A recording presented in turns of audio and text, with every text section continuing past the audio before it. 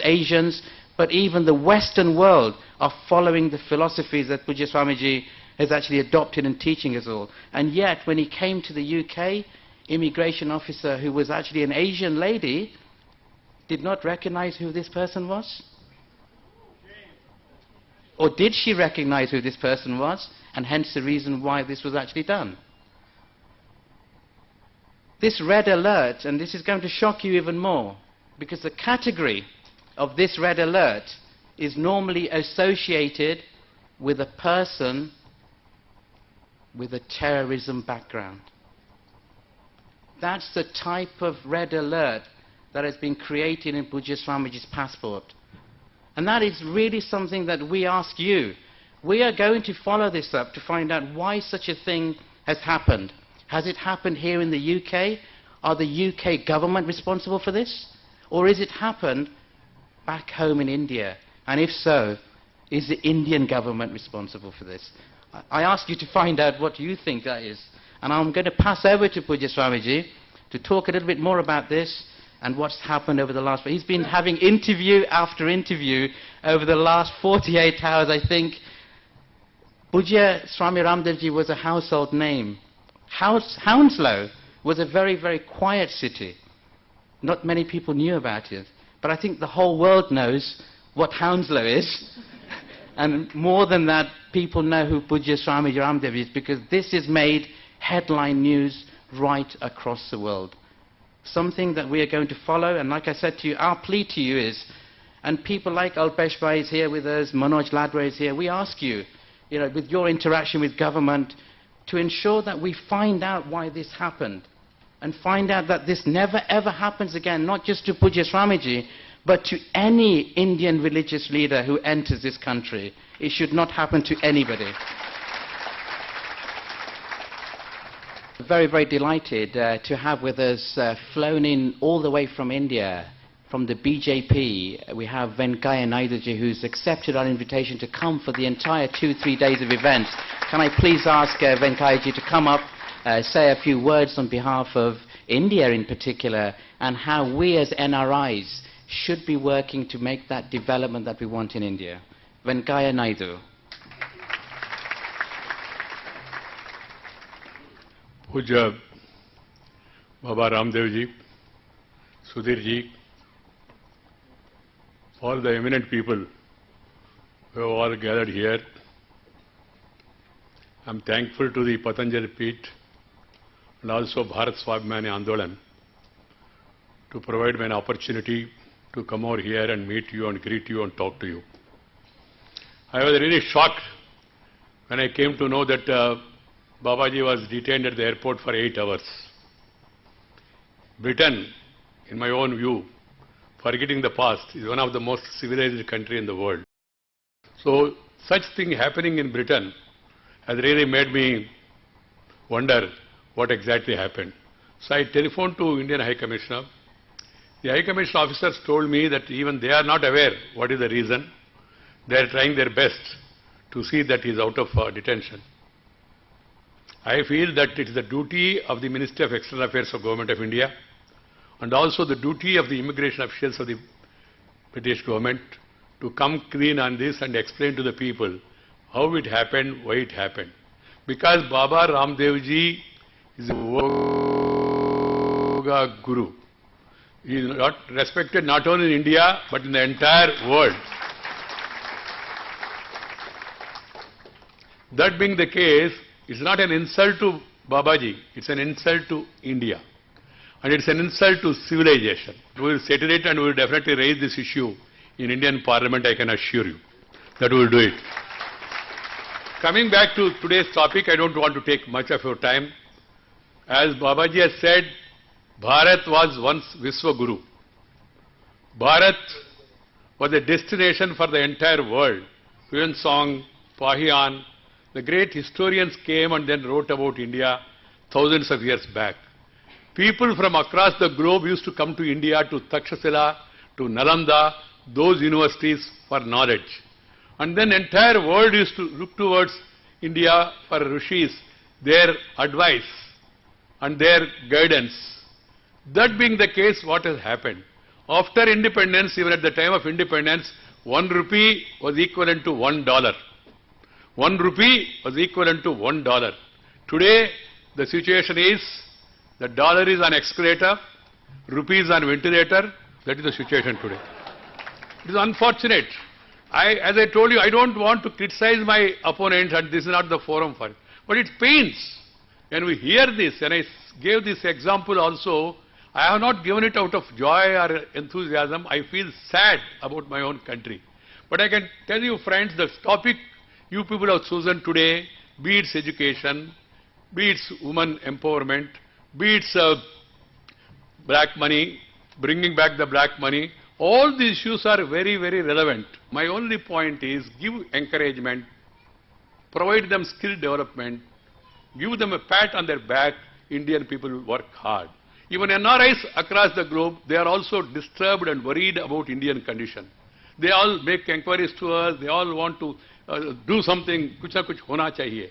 मैंने थोड़ा सा ये नरेंद्र मोदी का इतना आकर्षण क्यों, बाबा जी भी नरेंद्र मोदी का एक समर्थक बन गए. कारण क्या है, मैंने थोड़ा अध्ययन करके देखा, नरेंद्र मोदी माने 3D.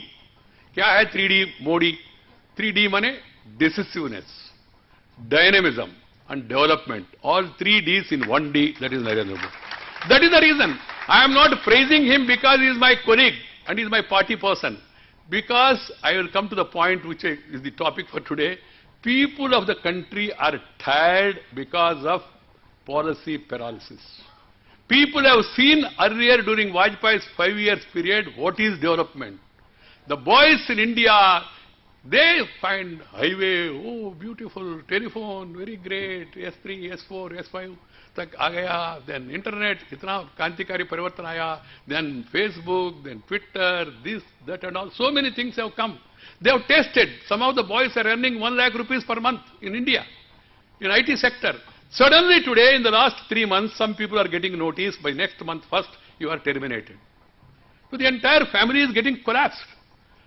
They have seen the taste, the fruits of development of Vajpayee. Now they have some hope in Narendra Modi. If he comes back again, there will be again development. Having tasted the fruits, they want to be part of the fruits. That's the problem today. Why the youth of the country in various parts of the country are attracted towards Narendra Modi, are asking for a change in the country. The reason is because they have tasted development and they want to be part of the development.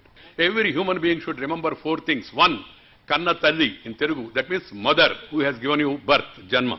Mother, first thing mother. Second, Janma Bhumi, the place where you are born, your native place. The third is the mother tongue. The Matru Bhasha, माँ का से आया वो भाषा है ना, गुजराती, पंजाबी, हिंदी, जो भी तमिल, तेलुगु, कन्नड़ा, ओरिया, असमी, वो. और चौथा मातृभूमि, motherland. Mother and then native place and then mother tongue and then motherland, the country. You should not forget these 4 things. So my advice to all the NRI friends is, you have come here, very good, you have prospered, very fine. There are equal opportunities in India also today. Equal opportunities. Good roads are there, good cars are there, good phones are there, good TVs are there, everything is good. And Indian good people are there, you all know about it also. Above all, come back. So I gave a 3-point simple advice to the youngsters who are here, who have come to other parts of the country. Learn, yearn and return to your motherland. That's my advice today. Friends, I wish this Bharat Swabhiman Trust a great success. They have taken a very great noble cause to create an awareness among the NRIs and also to have a discussion. And then if once the churning takes place, you will get better ideas, and those ideas are always useful to us. I am sure you will have an enlightened debate and discussion and then arrive at some conclusions so that they can be guidance to the generations in India, also in abroad. NRIs have got a great role to play because after all, you can never forget your motherland. My advice is, wherever you are there, follow the country's rules. But do not forget the roots. Roots must be India, rules must be Great Britain. That should be the approach of all the people here. Being here, you cannot talk only about India and you cannot ignore this country. This country also has given you something. So follow their rules, regulations, respect their customs and systems, but at the same time do not forget our roots and our ancestors who have given us a lot, and then about which we should be feel proud. Lastly, मैं समाप्त करने के पहले एक ही वाक्य कहना चाहता हूं. मैं बाबा जी को 10 साल के पहले मेरे गांव में बुलाया.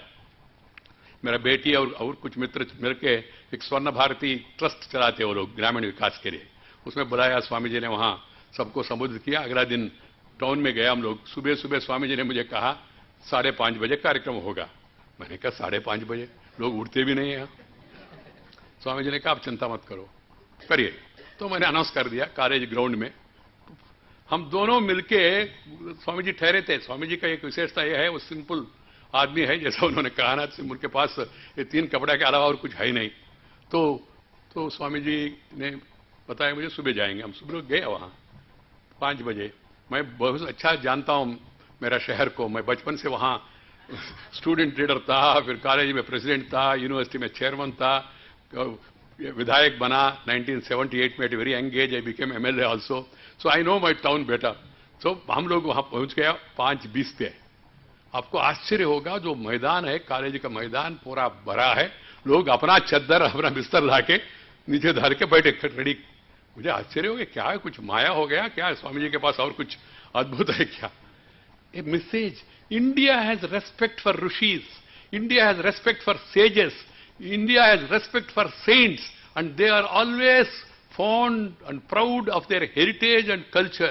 And today, he is the man who is creating awareness, further awareness among the people in the entire country. Yoga is the need of the hour today for everybody. Forget about spiritual reasons, even our physical reasons also, health reasons also, because health-wise, India is spending a huge amount of money. If everybody can follow some discipline and take advice from Swamiji and then learn these practices and then perform them at home and teach our children, that will be doing a human service to all the Indians. That is my feeling. Yoga has no religion, yoga has no caste, yoga has no country. Times immemorial it has been there. So he is there now propagating he is now like another modern Swami Vivekananda. He is going around the world.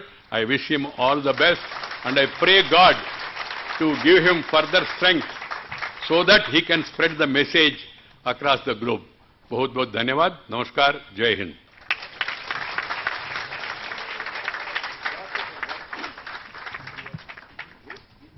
Wonderful, inspirational as well. Venkaya Naiduji has flown in specially from India for the last couple of days' activities through our invitation, so thank him very much indeed. Pujya Babaji will now conclude about the subjects that have just been talked about.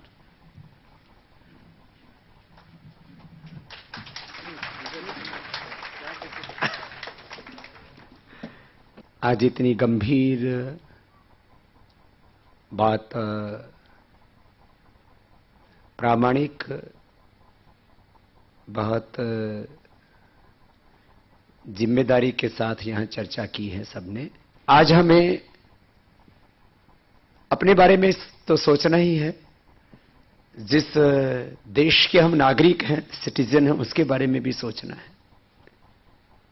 ये कुछ हमारी भौगोलिक जिम्मेदारियां होती हैं.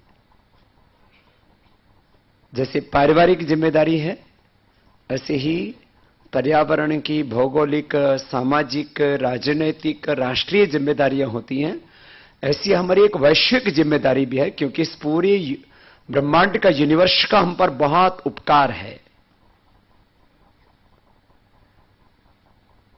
आज हम सब ने जो वक्ताओं को सुना, जैसा कि मैंने मनोज जी और वेंकटैया नायडू जी के बारे में बोला कि हमें एक बहुत अच्छी गवर्नमेंट चाहिए, तो उसके लिए मैंने कहा कि मिनिमम गवर्नमेंट, मैक्सिमम गवर्नेंस. और एक आचार्य चाणक्य के समय से चला आया है, और बड़े बुजुर्ग भी हमारे बोलते हैं, जहां का राजा हो व्यापारी, वहां की प्रजा होती है भिखारी. तो ये सारा उल्टा पुल्टा हिंदुस्तान में शुरू हो रखा है.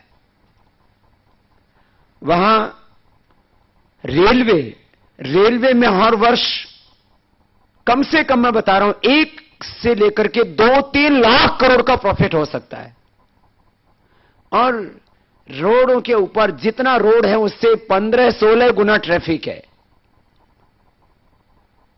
मिनिमम 10 to 20% एक्स्ट्रा ट्रैफिक है हमारी रोड्स के ऊपर। लेकिन हम अपने एक रेलवे को ठीक नहीं कर सकते। क्यों? जिसको भी आना है रेलवे से वोट मांगना है। रेलवे को प्राइवेटाइज कर देना चाहिए, तो हिंदुस्तान में रेलवे के पास कम से कम बता रहा हूं 4-5 लाख करोड़ की तो जमीन होगी। उसको खाने में लगे रहते हैं सब। बसें, उसको सब चीजों को, बस में घाटा, रेलवे में घाटा, फैक्ट्री में घाटा, एजुकेशन में घाटा, हेल्थ में घाटा। जितना प्राइवेट सेक्टर में एक बच्चे के ऊपर खर्चा आता है उससे ज्यादा गवर्नमेंट का खर्चा आता है। जैसे यहां पर बच्चों, बूढ़ों की, बुजुर्गों की देखभाल के लिए यहां पर वो नर्सिंग होम्स चलाए जाते हैं, ऐसे प्राइवेट लोग हिंदुस्तान के अंदर एजुकेशन चलाएं और गवर्नमेंट का जितना खर्चा आ रहा है उनको पे कर दें, तो हिंदुस्तान के एजुकेशन में 50% सुधार हो सकता है, खाली एक काम से। जितना खर्चा गवर्नमेंट अपने एजुकेशन पर कर रही है वही खर्चा दूसरों को देके शुरू करवा दे तो 50% हमारे एजुकेशन में सुधार हो सकता है। लेकिन सब चीजों को उल्टा पुल्टा करके रखा हुआ है। छोटी छोटी बात मैं कहना चाहूंगा इन 4-5 टॉपिक्स के बारे में। आपने युवा शक्ति, महिला शक्ति, हेल्थ की शक्ति, मैं उसको शक्ति से जोड़ रहा हूं क्योंकि जो है हमें शक्तिशाली राष्ट्र का निर्माण करना है ना, एम्पावरमेंट की बात हो रही है। शक्ति, शिक्षा की शक्ति, मीडिया की शक्ति और एक सदाचार की शक्ति। भ्रष्टाचार नहीं होगा तो उल्टा सदाचार की शक्ति। और उसके साथ 2-4 बात जोड़ करके शॉर्ट में कह रहा हूं। आज हमारी महिलाओं की क्या स्थिति है? 99% यह माना जाता है कि महिलाओं के अंदर ज्ञान कम है, शक्ति कम है, समझ कम है, बेवकूफ होती है। कितने लोग डेवलप हों लेकिन अपने से कम मानते हैं उनको। ये पुरुष की मानसिकता पता नहीं कहां से आ गई, जबकि हर पुरुष मां से ही पैदा होकर के आया है। इसलिए मैं कहता हूं यदि पुरुष महान है तो उसको पैदा करने वाली मां उससे भी महान होती ही हमें मानना चाहिए। लेकिन हमारी मानसिकता में ऐसा आ गया कि हम महान हैं। अरे काहे का महान है तू? पुरुष जो है यदि अपनी तुलना करता है यदि कोई और ये कहता है कि माताओं में कम अकल होती है, समझदार नहीं होती है, जिम्मेदार नहीं होती, उनको तुमने समझदार होने का मौका कहां दिया? उनको जिम्मेदार होने का मौका कहां दिया? उनको आगे बढ़ने का मौका कहां दिया? उनको बिजनेस करने का मौका कहां दिया? उनको अपनी शक्ति को साबित करने का मौका हमने नहीं दिया। उनमें बहुत पावर है, बहुत स्ट्रेंथ है, लेकिन अब जैसे सभी के अंदर इक्वल पावर है लेकिन सबको इक्वल एनवायरनमेंट नहीं मिल पाता। मैं 5 वक्ताओं की यदि 5 बातों के सबसे ज्यादा जो, बाकी तो सारे इश्यूज तो हैं जो हमें इंस्पायर करने वाली बातें थी। हमारे भाई जो है कल्पेश पटेल ने बोला कि भाई हमेशा ही सोचो हमारे भीतर रॉयल ब्लड है। ये लोग बोलते नहीं रॉयल फैमिली का आदमी है, ये फलाने का आदमी है। अरे हम हैं असली रॉयल फैमिली के आदमी, हमारे अंदर रॉयल ब्लड है। यदि आपके भीतर ये बात हमेशा रहे कि मैं भगवान राम का, कृष्ण का वंशज हूं, उन्हीं का खून मेरे भीतर है, तो आप उन्हीं जैसे एक्शन करेंगे। आपके सारे एक्शंस, आपका नॉलेज, आपका कैरेक्टर, आपका बिहेवियर, आपका सब कुछ, ये आपका एक वाक्य से बदल सकता है। पूरी दुनिया में जस्टिस की बात हो रही है, लेकिन जो डिवाइन जस्टिस है, ईश्वरीय न्याय, नैसर्गिक न्याय, सत्य पर आधारित न्याय, ये कानून जो बनाए हुए ताकत के आधार पर बनाए हुए, सत्य के आधार पर नहीं। जो आता है अपने, जो उसको अपने लिए अच्छा लगता है वो कानून बना लेता है, लूट लेता है, अब पता भी नहीं लगता देश के नागरिकों को। और इसके पीछे बहुत बड़ी चीजें हैं। खैर, न्याय के बारे में उन्होंने बात की और सब चीजों के अलग अलग। भाई मनोज जी ने जो सेनापति और सेतुपति बनने की जो आपसे बात कही, ये बहुत गहरी बातें थी और इनको मैं आगे बढ़ाता हुआ बात ये कह रहा था कि आज हम कहां खड़े हैं। मैं 5-7 बातों को संक्षेप में ले रहा हूं महिलाओं के बारे में। तो महिलाओं के प्रति पहले तो दृष्टिकोण बदलें, उनके प्रति गौरव का भाव रखें। जिनसे हम प्रेम करते हैं ना, घर में, परिवार में, समाज में, जिनसे हम प्रेम करते हैं वहां 7 बातें होनी चाहिए। सच्चा प्रेम है, नहीं तो आपका प्रेम झूठा प्रेम है, आप धोखा कर रहे हैं अपने साथ, दूसरों के साथ भी। उस प्रेम में क्या क्या बातें होनी चाहिए, मैं 7 वाक्य शब्द बोल रहा हूं, उसको आप ट्रांसलेट कर लेना। एक तो प्रेम लोग समझते नहीं है, 99% लोग।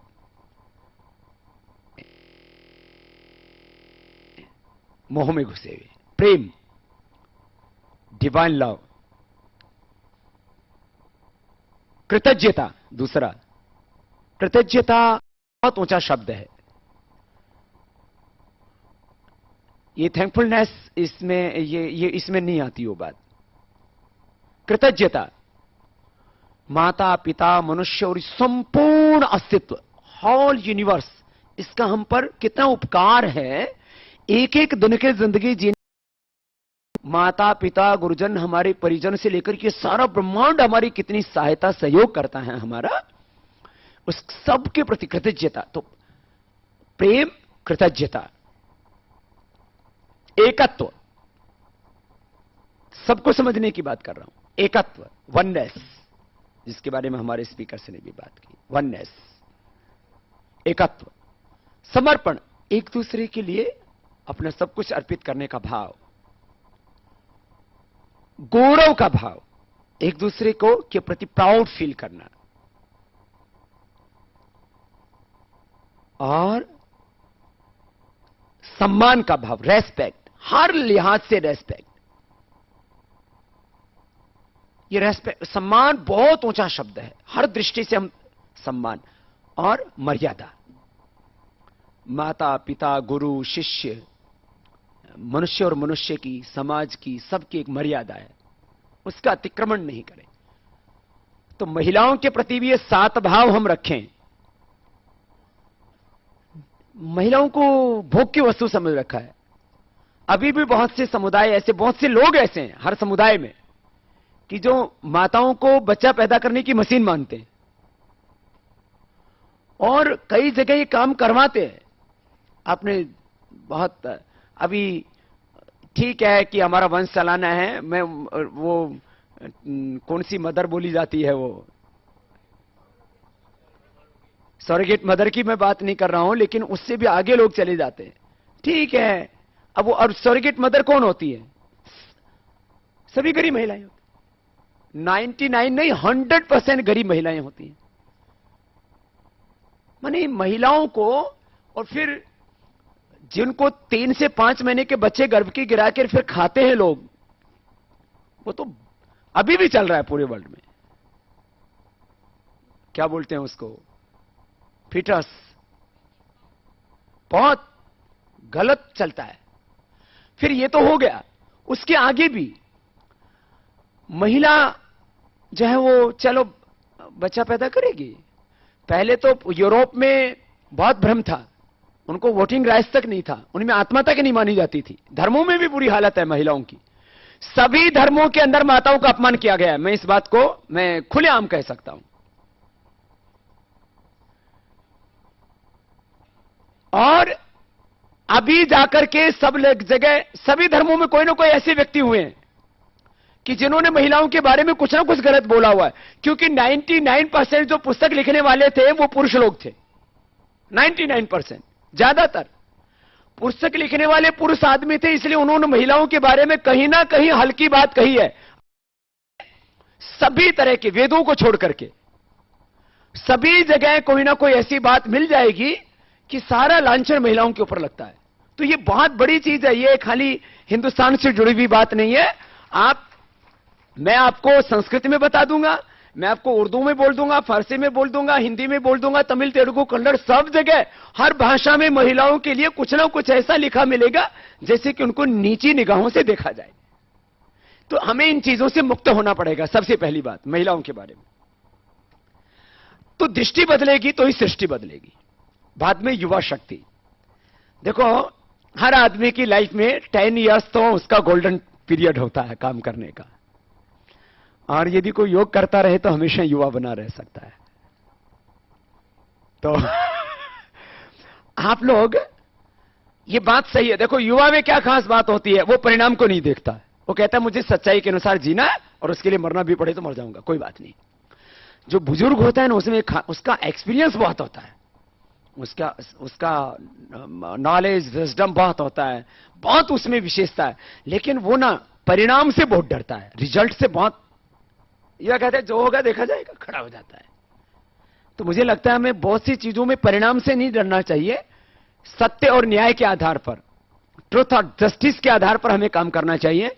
तो मैं समझता हूं जो युवा हैं वो तो इसके आधार पर काम करेंगे ही, जो बुजुर्ग हैं वो भी परिणाम के आधार पर नहीं, सत्य और न्याय के आधार पर काम करेंगे। तो मुझे लगता है युवाओं की ताकत तो लगेगी, अब जो बुजुर्ग हैं उनकी भी ताकत वो युवाओं जैसी हो जाएगी। हेल्थ एजुकेशन, इंडिया की हम बात करें तो 65 to 70% लोगों को खाने के लिए दवाई नहीं मिलती है बीमार होने के बाद, एलोपैथ की। बाकी प्राकृतिक तरीकों से थोड़ा बहुत हेल्थ ठीक कर लेते हैं। 30% जिन लोगों को हेल्थ के लिए जो केयर करते हैं अपना, उसमें उनकी 50% जो है, जो कमाई है वो दवाई में चली जाती। 50% उनका जो भी सेविंग है, जो अर्निंग है, वो उसमें मेडिसिन में चला जाता है। और उन 50% के 50% अपना घर परिवार जमीन पशु बेच करके अपना इलाज कराते हैं। ये हेल्थ की कंडीशन है इंडिया के अंदर, बहुत खराब हालत है, आप सोच भी नहीं सकते। और उसका खर्चा कितना है, करीब 10 लाख करोड़ का। मैं तो कहता हूं 3 खर्चे बचाने चाहिए सबको।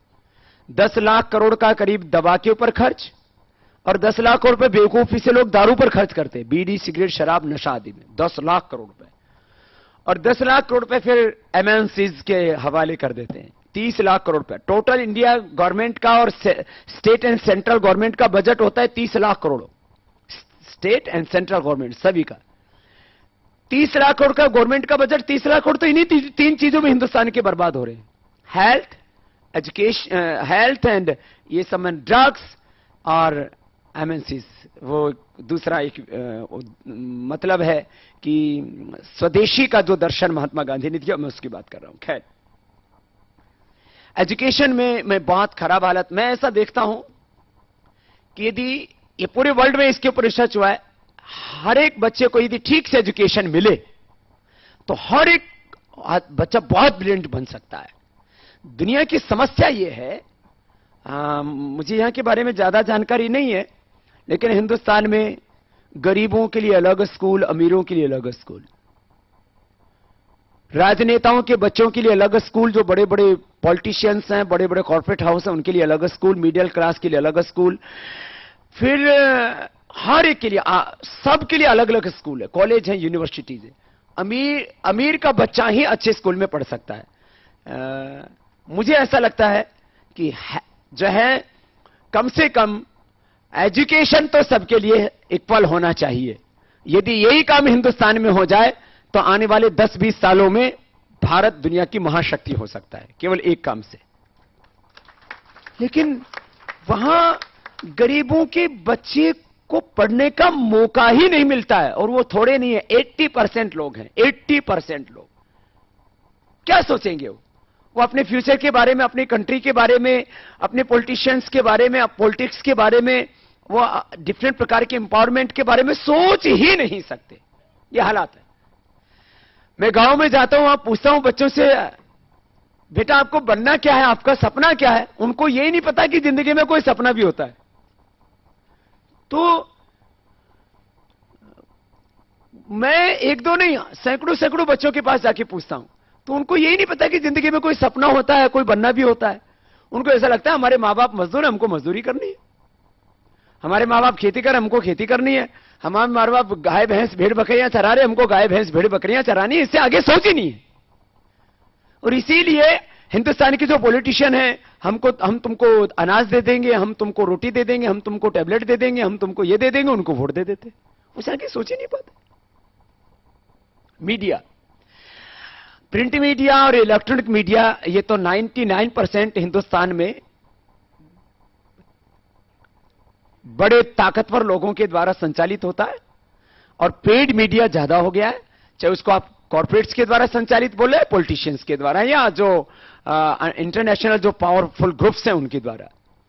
तो प्रिंट मीडिया और इलेक्ट्रॉनिक मीडिया से ज्यादा मदद नहीं की जा सकती, ज्यादा उम्मीद नहीं की जा सकती।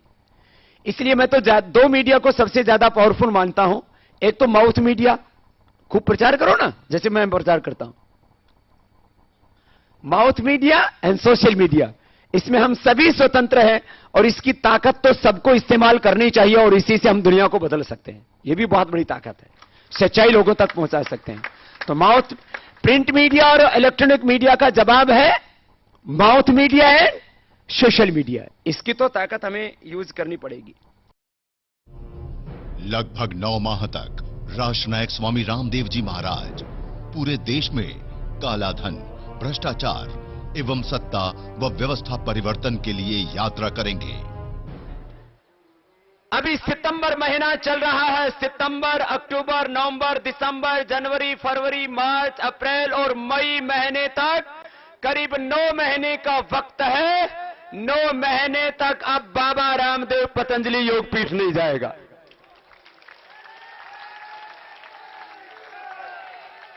इसलिए मैं आचार्य जी को साथ में लाया हूं। अब श्रद्धेय आचार्य जी पतंजलि योगपीठ से उस संस्थान को संभालेंगे और संगठन में आप लोगों की आहुति लगेगी और मैं घर घर जाकर के, हिंदुस्तान में जाकर के देश को जगाऊंगा। यो तो पिछले 2 दशकों से मैं जगा रहा हूं, लेकिन साल में कभी 10-20 दिन पतंजलि योगपीठ चला जाया करता था। लेकिन अब जब तक इन पापियों के पापों का अंत नहीं हो जाएगा, सत्ता और व्यवस्था नहीं बदल जाएगी, लोकसभा चुनाव के अंतिम मतदान के क्षणों तक मैं मैदान में डटा रहूंगा और पूरे हिंदुस्तान को जगाऊंगा। आज मौका आया है जिस समय के लिए हमारी माताएं अपने बच्चों को जनती हैं। यह समय आया है, देश के लुटेरों ने, गद्दारों ने, ये काला धन के रखवालों ने हमें ललकारा है। यदि अब भी हम सोते रहे, ये समय कभी नहीं आएगा और आने वाला देश का इतिहास हमें कभी माफ नहीं करेगा। इसीलिए मेरे भाई बहनों, उठो, जागो और अपने लक्ष्य को पहचानते हुए इस अभियान में एक जन्म की भी परवाह मत करो। हम हिंदू संस्कृति को मानने वाले लोग हैं। यदि दूसरा भी जन्म लेना पड़े, यदि काम बच जाएगा तो आकर के भी हम पूरा करने के लिए तैयार हैं। योग व युद्ध तथा सेवा व संघर्ष के इस 9 माह के काल में स्वामी जी की हर गतिविधियों को जानने के लिए स्वामी जी को ट्विटर व फेसबुक पर फॉलो करें। क्योंकि मैं पतंजलि योगपीठ में तो रहूंगा नहीं, तो आपको ये तो पता लगेगा कि बाबा है कहां। तो अब आज से मैं सभी लोगों के साथ सुबह से शाम तक जितनी भी जरूरत होगी 1, 2, 3 बार मैं खुद ट्वीट किया करूंगा। तो स्वामी रामदेव के नाम से आप सर्च करेंगे तो आपको फेसबुक में मिल जाएगी और ट्विटर अकाउंट भी मिल जाएगा और आपके साथ हर दिन बाबा आप तक सूचना पहुंचाता रहेगा।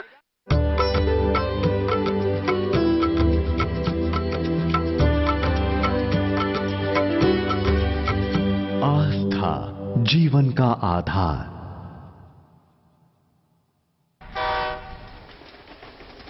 कश्मीर से कन्याकुमारी, हर घर में है पहचान हमारी।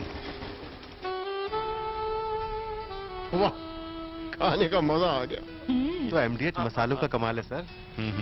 ये तो मेरी 80 साल की मेहनत का नतीजा है। एमडीएच से बना खाना हम बचपन से खाते आ रहे हैं। आयुर्वेद मनीषी आचार्य बालकृष्ण जी द्वारा लिखित आयुर्वेद जड़ी बूटी रहस्य पुस्तक से जानिए दुर्लभ व सुलभ जीवनदायिनी औषधियों के सचित्र विवरण। आज ही आयुर्वेद जड़ी बूटी रहस्य पुस्तक खरीदकर स्वदेशी आयुर्वेदिक चिकित्सा अपनाएं और जटिल व्याधियों से छुटकारा पाएं।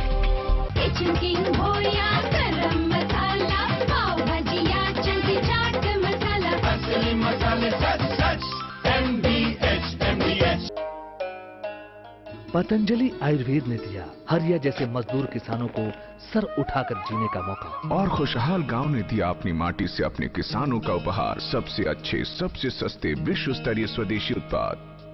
पतंजलि आयुर्वेद। सांबर मसाला हो या चने का मसाला, कसूरी मेथी या देगी मिर्च, असली मसाले सच सच MDH।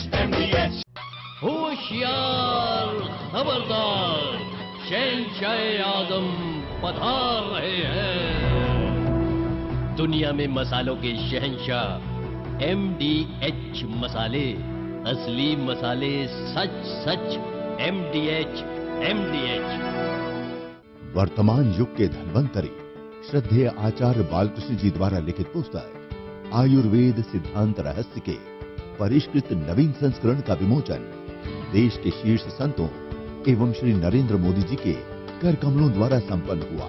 इस पुस्तक का नवीन अंग्रेजी अनुवाद संस्करण a practical approach to the science of Ayurveda भी जन सामान्य के लिए उपलब्ध होगा। श्रद्धेय आचार्य श्री ने समस्त ऋषियों ने जो आयुर्वेद में जिस आरोग्य के सूत्र दिए हैं उसको एक पुस्तक में पिरोया है। आयुर्वेद के मूल सिद्धांतों के सचित्र विवरण युक्त पुस्तक आयुर्वेद सिद्धांत रहस्य आज ही घर लाएं और अपनी मूल प्रकृति, शरीर की विकृतियों एवं रोगों के निवारण को जानकर शतायु जीवन जिएं। सांबर मसाला हो या चने का मसाला, कसूरी मेथी या देगी मिर्च, असली मसाले सच सच MDH। हे भगवान, हमारे जीवन से केमिकल की दुर्गंध हटा दो। लौट आई सदियों की परंपरा आधुनिक विज्ञान के साथ सुगंध भी। पतंजलि आयुर्वेद लाए हैं सबसे अच्छे, सबसे सस्ते स्वदेशी उत्पाद। भारतीय परंपरा और आयुर्वेद का दिव्य वरदान। स्वदेशी अपनाएं, देश को शक्तिशाली बनाएं। किचन किंग हो या गरम मसाला, पाव भाजी या चंकी चाट मसाला, असली मसाले सच सच MDH। कश्मीर से कन्याकुमारी, हर घर में है पहचान हमारी। वाह, खाने का मजा आ गया। तो MDH मसालों का कमाल है सर। ये तो मेरी 80 साल की मेहनत का नतीजा है। MDH से बना खाना हम बचपन से खाते आ रहे हैं। असली मसाले MDH। अब 2-3 बातें और कह सकता हूं, फिर मैं लास्ट में भारत की ताकत के ऊपर आऊंगा।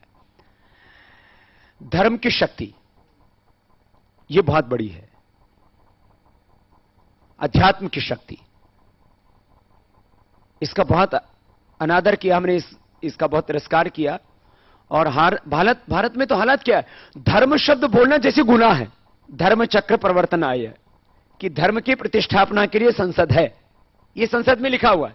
मैं आपको ये प्रूफ के साथ कह रहा हूं, मुझे तो याद है सारा। संस्कृत के संसद में भारत की घुसते हैं तो क्या लिखा हुआ है, धर्म चक्र प्रवर्तनाय। ये संसद किसके लिए है, धर्म की स्थापना करने के लिए। अच्छा, पूरा जो राष्ट्रपति भवन है उसमें लगभग गीता के मुख्य श्लोक लिखे हुए, पूरी गीता के। फिर जो सुप्रीम कोर्ट है इंडिया का, उसका टैगलाइन क्या है, यतो धर्म ततो जय। क्या लाइन है बोलो, यतो धर्म ततो जय। महाभारत का है ये, जहां धर्म होगा वहीं पर विजय होगी। सारी सेनाओं के शन्नो वरुणाः, ये जो है उसका वायुसेना का है, फिर थल सेना का और जल सेना का, वायुसेना स्वधर्मे निधनम श्रेयः। अलग अलग सेना से लेकर के, सुप्रीम कोर्ट से लेकर के और संसद से लेकर के, और सारे जितने भी गवर्नमेंट के पैड्स होते हैं उन पर क्या लिखा रहता है, सत्यमेव। अब हिंदुस्तान में हो क्या रहा है, धर्म का बोले नाम नहीं ले सकते। तो मैं तो एक बार ये कहने वाला हूं कि हिंदुस्तान की संसद में बहस होनी चाहिए कि जब आपने ये लिख रखा है, या तो संसद में से मिटा दो धर्म चक्र प्रवर्तन आए, या तो सुप्रीम कोर्ट के टैगलाइन हटा दो कि ये तो धर्मस्ततो जय, नहीं तो हिंदुस्तान को धर्मनिरपेक्ष राष्ट्र कहना बंद कर दो। बोलते हैं हम धर्म नहीं चाहिए हमको। मैंने कहा धर्म नहीं चाहिए तो क्या अधर्म चाहिए तुमको? पंथ निरपेक्ष हो सकते हैं हम, लेकिन धर्मनिरपेक्ष नहीं हो सकते। बहुत उल्टी बात पूरे हिंदुस्तान में चली हुई है। मुझे बहुत खुशी है कि हिंदुस्तान में धर्म की जगह कुछ लोग अधर्म लाना चाहते हो, लेकिन आप लोगों के भीतर धर्म की शक्ति जगी हुई है, इसके लिए मैं आपका अभिनंदन करता हूं।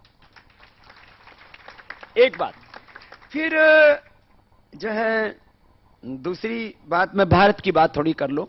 आप लोगों को लगता है कि भारत साहब बहुत कमजोर होगा। मैं 3 बातें करना चाहता हूं। पहले के भारत की ताकत, आज के भारत की ताकत और भविष्य की भारत की ताकत, इसमें सब बातें आ जाएगी और उसमें आपकी भूमिका। पहले की भारत की ताकत के बारे में आपको कोई भी, किसी को कुछ भी पढ़ना है तो इसके लिए हम आपको लिटरेचर भी उपलब्ध करा सकते हैं। फिर कुछ कुछ चीजें आप हमारी वेबसाइट के ऊपर जाकर के देख सकते हो। इसके ऊपर बहुत से आजकल इंटरनेट पे तो सब सामग्री उपलब्ध है। 18वीं शताब्दी तक Bharat world economic super power था, वर्ल्ड स्पिरिचुअल पावर था। 18वीं शताब्दी तक अफगानिस्तान, पाकिस्तान, बांग्लादेश और ब्रह्मदेश भी कमोबेश हमारे साथ ही जुड़ा हुआ था, थोड़ा अलग होने के बावजूद भी। और तिब्बत भी भारत का मित्र देश था, नेपाल तो भारत के साथ ही था। यह 18वीं शताब्दी तक की बात कर रहा हूं। थोड़ा सा पहले चले जाओगे तो रोम और मिस्र, यवन प्रांत उसको बोलते हैं, यवन प्रांत से लेकर के इराक, ईरान और फिर इधर जावा, सुमित्रा, इंडोनेशिया, कंबोडिया तक, इतना बड़ा भारत, इतनी दूर दूर तक भारतीय शासकों का साम्राज्य, जिसको हम भारत महासंघ कह सकते हैं, जिसको हम अखंड भारत कह सकते हैं, जिसको हम विश्व विजेता भारत कह सकते हैं। कुछ लोग भावुकता में एक बात बार बार कह जाते हैं, भारत ने कभी भी किसी देश के ऊपर आक्रमण नहीं किया, युद्ध नहीं किया। देखो भैया, बिना युद्ध की शक्ति के कोई देश ना तो जिंदा रह सकता, ना आगे बढ़ सकता। इसलिए भारत ज्ञान शक्ति में तो दुनिया में सिरमौर था ही, भारत सैन्य शक्ति में भी दुनिया में सबसे आगे था, यह आपको याद रखना होगा। आज अमेरिका जो है वर्ल्ड सुपर पावर बना हुआ है, तो उसके पास इकोनॉमिक स्ट्रेंथ है, लेकिन उसके पास में साथ में सैन्य शक्ति भी है। नहीं तो कोई अमेरिका को पूछने वाला नहीं है। जिस देश के ऊपर 1000 लाख करोड़ का कर्ज हो और वो देश वर्ल्ड बैंक